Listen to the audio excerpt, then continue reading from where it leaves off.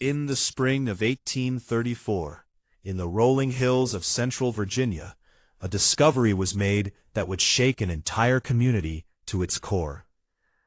What looked like an ordinary farmhouse, white clapboard walls, a red barn, smokehouse out back, stood quietly on the edge of a small farming settlement known as Millbrook in Henrico County. Nothing about the property seemed unusual. Travelers passed it on the dusty road toward Richmond. Neighbors waved politely when they saw the owners in town. But beneath that quiet farmhouse, 47 children were found chained in a hidden basement. They were between 6 and 16 years old. They spoke different languages. They didn't look alike. And when rescuers tried to speak to them, they whispered only one name through tears: Mother Sullivan. For over 20 years, Constance Sullivan and her husband Ezra had lived among their neighbors without suspicion. To the community, Constance was a soft-spoken, charitable woman who claimed she was caring for orphaned children from Pennsylvania. In a time when disease and poverty left many children without families, her story seemed believable, even admirable. She attended church when she could. She bought large quantities of flour, cornmeal, salt pork, and medicine from the local general store. When people questioned the size of her purchases, she would gently remind them, "The children need to eat." No one ever saw those children playing outside. No one heard their laughter in town. But Constance had an answer for that too. They were shy, she said, traumatized, not ready for strangers. And so the years passed. What no one realized was that Ezra had been expanding the basement of their home for decades. What began as a simple cellar had turned into a maze of underground chambers, stone walls carefully constructed to muffle sound. Chains lay fixed to the floor. The truth finally began to surface during the bitter winter of 1834. A traveling merchant once heard muffled crying beneath the floor while staying overnight. A local farmer later reported hearing desperate screams coming from under the house.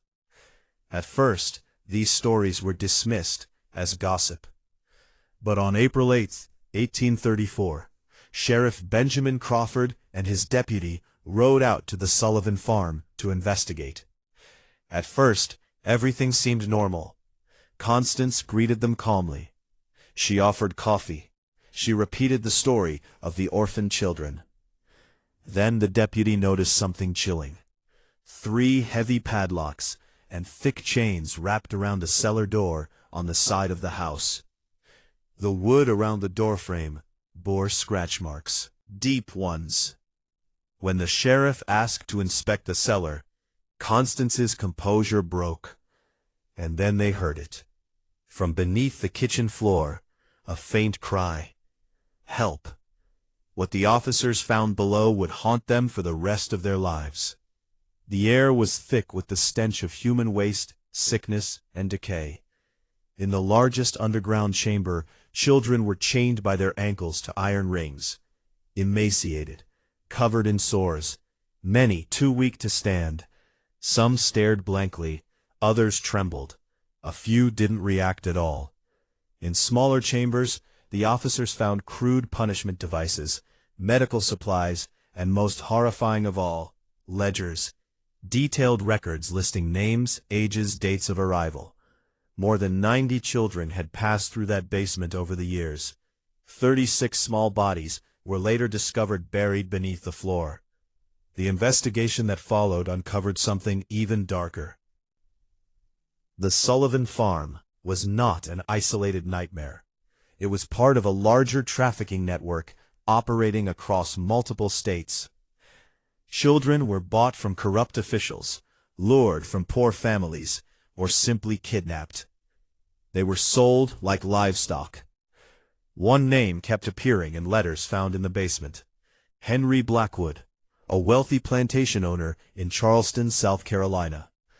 Evidence later revealed that children were being sold for forced labor, and in some cases, for brutal medical experiments. The case became one of the first major multi-state criminal investigations in early American history. Federal marshals were called in. Raids were conducted. More than 100 additional children were rescued from other locations. But the path to justice was complicated. Constance Sullivan was found dead in her jail cell before she could testify. Officially, it was ruled a suicide. Many believed she had been silenced. Ezra Sullivan was convicted of kidnapping and murder. He was executed in 1836.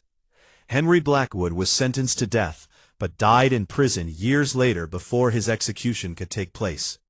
Some powerful men involved in the network escaped justice entirely. For the surviving children, the nightmare didn't end with rescue. Many had no memory of their former lives. Some struggled with trauma for decades. A few never fully recovered. One girl, Rebecca, kidnapped at age 9, played a key role in exposing the wider network. She remembered names, dates, conversations. Her courage helped authorities dismantle operations across the South. The Sullivan farmhouse was eventually demolished. The basement was filled and sealed. A small cemetery now marks the land where many unnamed children were laid to rest. The case led to early reforms in child protection laws and greater oversight of orphanages and interstate crimes. It changed how communities thought about charity, trust, and vigilance. But it also left a haunting question behind. How did an entire community live beside such horror for 20 years without knowing? Was it deception, fear, blind trust, or was it simply easier to believe a comforting story than to confront an unsettling truth? The Sullivan case remains one of the darkest legends ever whispered about America's early history. A reminder that evil doesn't always look monstrous. Sometimes it looks respectable, soft-spoken, neighborly, and sometimes it lives right next door. If stories like this move you, if you believe history's darkest chapters should never be forgotten, share this with someone who appreciates true historical mysteries.